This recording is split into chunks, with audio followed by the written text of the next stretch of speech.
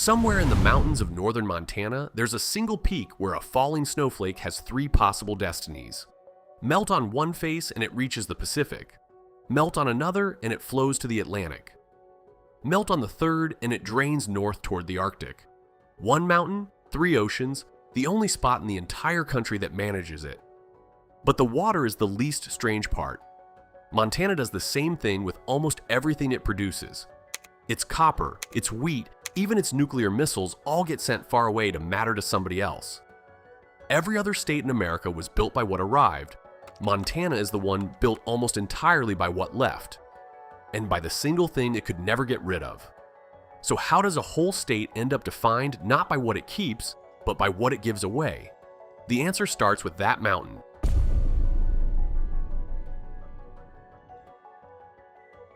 That peak has a name, and once you understand it, the whole state stops looking like an accident. It's called Triple Divide Peak.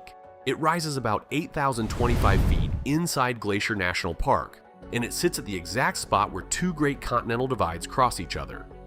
One divide decides whether water heads east or west. The other decides whether it heads north. Stand on that summit, and every direction you face pours toward a different ocean. No other point in the entire country splits water three ways at once. That single peak tells you what kind of place this is. Montana is the largest landlocked state in America and the fourth largest overall, big enough to swallow the entire nation of Japan and still have room left over. It is enormous, high, and turned outward in every direction you look.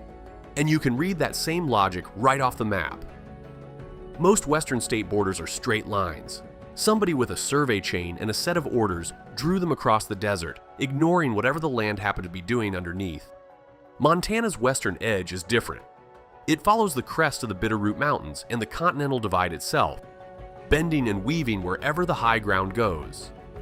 Idaho and Montana aren't separated by a line a man measured out. They're separated by the precise place where water decides which way to fall. Montana's border was drawn by gravity.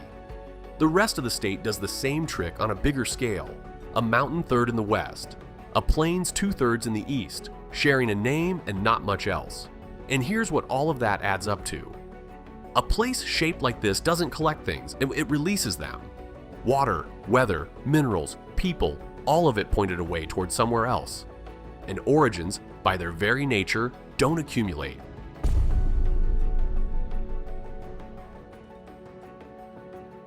A place where everything leaves is a place where almost nothing stays, including warmth. On the morning of January 20th, 1954, a thermometer near Rogers Pass fell to 70 degrees below zero. 2 in the morning, up at an old mining site called the 4Ks, more than a mile above sea level. That reading is still the coldest temperature ever recorded anywhere in the lower 48 states, more than 70 years later, and nothing has come close to touching it since. That cold isn't a footnote, it's a symptom. Montana runs along the very top edge of the country, the only state that borders 3 Canadian provinces at once: British Columbia, Alberta, and Saskatchewan. Winter here doesn't drift down from somewhere else. It settles in and sits on the state directly. Now put some numbers on the emptiness.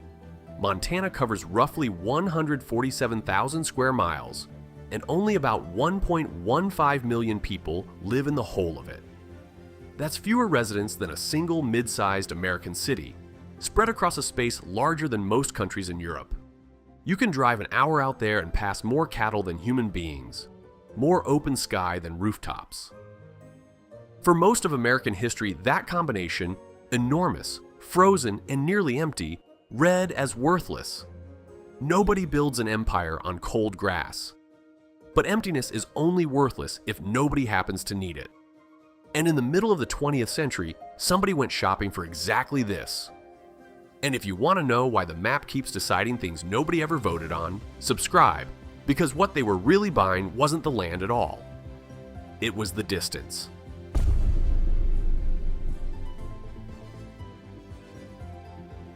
What the Air Force wanted was the one thing Montana had in surplus: room to put something dangerous a long way from everyone else. In the early 1960s, they came to the wheat country outside Great Falls, to Malmstrom Air Force Base, and they started sinking missiles into the ground. Not a handful, but fields of them. Underground silos scattered across thousands of square miles of ranch land and grain, each one holding a Minuteman intercontinental ballistic missile, each one wired to launch within about 60 seconds of the order. Even today, roughly 150 of those launch facilities are still active out there, tucked between barbed wire fences and gravel county roads, many of them close enough to a farmhouse that the family living there has simply learned to mow around a nuclear weapon. Sit with the scale of that for a second. Montana has fewer people in the entire state than the city of Dallas. And for decades, this quiet stretch of grassland has held enough nuclear firepower to outmatch nearly every country on the planet. Nations with standing armies and capital cities and seats at the United Nations command less than the ranchers of central Montana are sitting directly on top of. Here's the part that makes it pure Montana. Every one of those missiles points outward. They exist for a single purpose, which is to leave, to depart at 4,000 miles an hour and land the consequence on the far side of the world. And that is precisely what turned the wheat fields into a bullseye. If the Cold War had ever gone hot, the first place an enemy would have aimed for was right here, to knock the missiles out before they could fly. Montana held the trigger and stood inside the blast radius at the same time. It kept the danger and shipped out the purpose, the whole state's story, buried under a grain field. But those missiles weren't the first time a distant power used Montana as a launch pad. The first time, it wasn't even a government.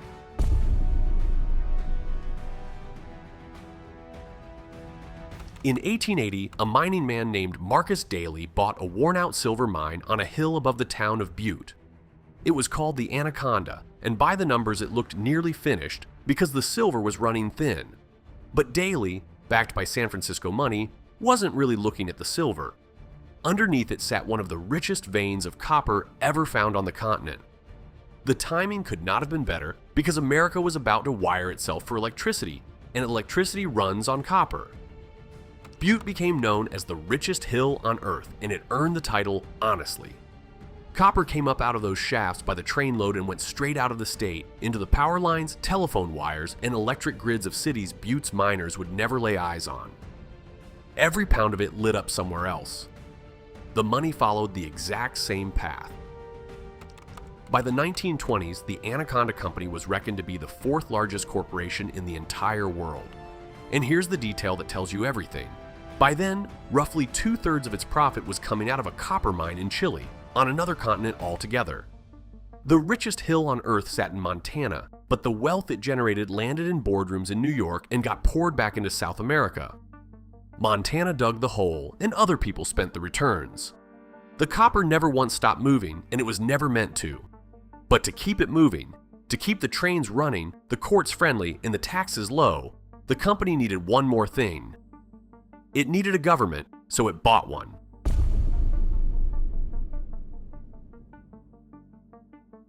Most states, over time, learned to govern the industries inside them. They tax them, regulate them, and bend them to public rules. In Montana, it happened the other way around. The industry governed the state. You can watch it play out in a single election. In 1894, Montana held a vote to choose its permanent capital, and it turned into open war between two copper barons. William Clark threw his weight and his fortune behind Helena. Marcus Daly threw his behind the town of Anaconda, where his company ran the smelter. Each man is estimated to have spent around $3 million trying to win in 1890's money, against a grand total of roughly 55,000 votes cast. Do the arithmetic and it comes out near $100 a vote at a time when $100 could buy a good horse and the wagon to hitch it to. Helena squeaked through by about 2,000 votes. Two rich men had turned a public election into a private auction. Then there was the press. By 1920, the company owned the newspapers, the Anaconda Standard, the Butte Post, the Butte Miner, the Daily Missoulian, the Helena Independent, and the Billings Gazette, among others. If you read the news anywhere in Montana, you were mostly reading what the company wanted you to read. Montanans even had a name for a politician, a judge, or an editor who quietly belonged to the company. They said the man was wearing the copper collar. And when persuasion wasn't enough, the company reached for a blunter tool. In 1903, locked in a fight over the law, it simply switched Montana off. It shut the mines and the smelters down and sent roughly 15,000 men home with no wages and no end date, and it let them sit there, idle, hungry, and angry, until the governor surrendered. He called the legislature into special session, passed the exact law the company was demanding, and the paychecks came back on.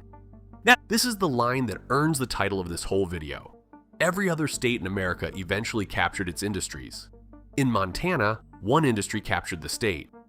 But the place that exported almost everything it ever produced would finally make one thing it could not ship anywhere at all.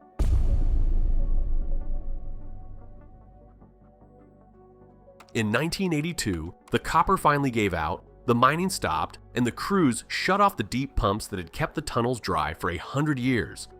And with nothing left to hold it back, the water came back.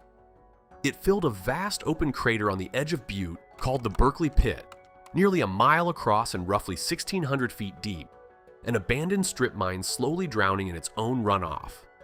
But this was not clean water. As it rose, it soaked through a century of exposed rock and turned acidic, loaded with copper, arsenic, and cadmium, tens of billions of gallons of it, so poisonous that when a flock of snow geese landed on the surface one winter, hundreds of them died overnight. Today it's considered the largest body of contaminated water in the country, sitting at the heart of the largest Superfund cleanup complex in the United States, a poisoned corridor that stretches about 120 miles down the Clark Fork River. And here is the cruelest twist in the entire story. That water has to be pumped and treated carefully forever with no end date on the public's tab because the company that made the mess no longer exists to clean it up. Anaconda was bought by a firm called Arco. Arco was later swallowed whole by the oil giant BP. The copper went out to wire the world, the corporations moved on and dissolved into other corporations, and the whole stayed exactly where it was. Think about what that means against everything you've just heard. Montana sent its water to 3 different oceans. It sent its copper to every city in America and its profits to another hemisphere. It sent its missiles pointed at the far side of the planet. And out of all of it, the one thing the state got to keep, the single thing that stayed behind, was the one thing nobody on Earth would ever agree to take. But this pattern is older than the pit. It's older than the company. It's older than the state of Montana itself.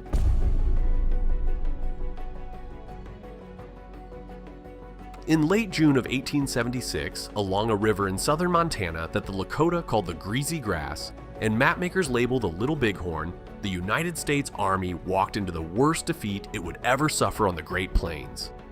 And it was no accident and no fluke of the terrain. It was a victory, won decisively by the very people the Army had come to remove. Thousands of Lakota, Cheyenne, and Arapaho had gathered along that river, and their leaders saw the attack coming, coordinated their warriors across an enormous camp, and moved with a speed and discipline the Army had badly underestimated. When George Custer led 5 companies of the 7th Cavalry against them, they surrounded and destroyed his command completely, around 210 soldiers killed at an estimated loss of only around 24 of their own fighters. For one afternoon on the northern plains, the entire machinery of American expansion ran backward. But a victory won in Montana did not get to stay in Montana. News of the defeat raced east and landed in a country that was busy preparing to celebrate its 100th birthday, and the shock hardened almost overnight into federal resolve. Within 2 years, the government moved to seize the Black Hills, land it had already guaranteed to the Lakota by treaty, and it took that land without payment and without consent. That dispossession is a wound the Lakota have never accepted as closed, and the courts have wrestled with it for well over a century since. Look at where each half of that happened. The battle was won here in Montana. The price for it was extracted from the Black Hills 400 miles away in what is now South Dakota.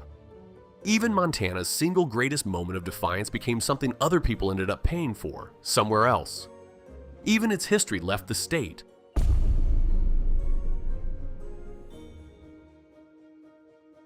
A 100 years of watching your wealth walk out the door leaves a mark. And in Montana, you can still see that mark today, not down in the ground, but right there on the ballot. Montana is one of only 5 states in the country with no general sales tax. And this isn't some oversight that nobody has gotten around to fixing. Montanans have been offered a sales tax in one form or another for more than 50 years, and they have turned it down again and again, sometimes by crushing margins. Economists keep proposing what they politely call an adult conversation about it, pointing out all the revenue the state leaves sitting on the table, and they keep losing that conversation badly. In Montana politics, the sales tax is close to untouchable. You could read that as plain stubbornness. But run it through everything you've just watched, and it starts to look like something else entirely. This is a state that watched its copper get spent in New York, its water get claimed downstream, and its consequences get shipped off to other states altogether. Of course, a place with that history bristles at a tax collected on things as they simply pass from one hand to the next. When you've spent a century as the place value flows through on its way to somebody else, you learn to guard the little that actually lands. Whether that instinct is wise is a fair argument, and plenty of economists insist it costs the state dearly. But where it comes from is no mystery at all.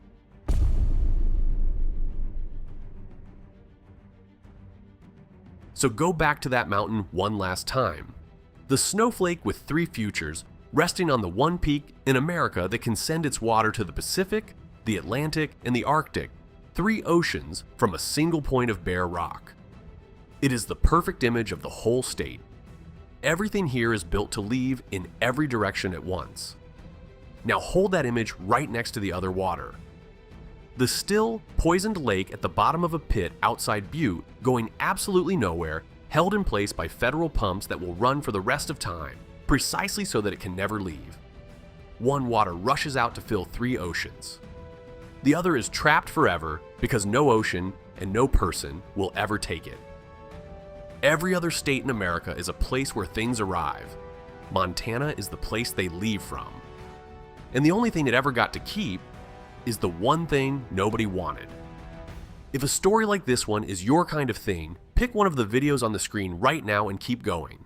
And when you do, drop a comment and tell me what your own state actually keeps.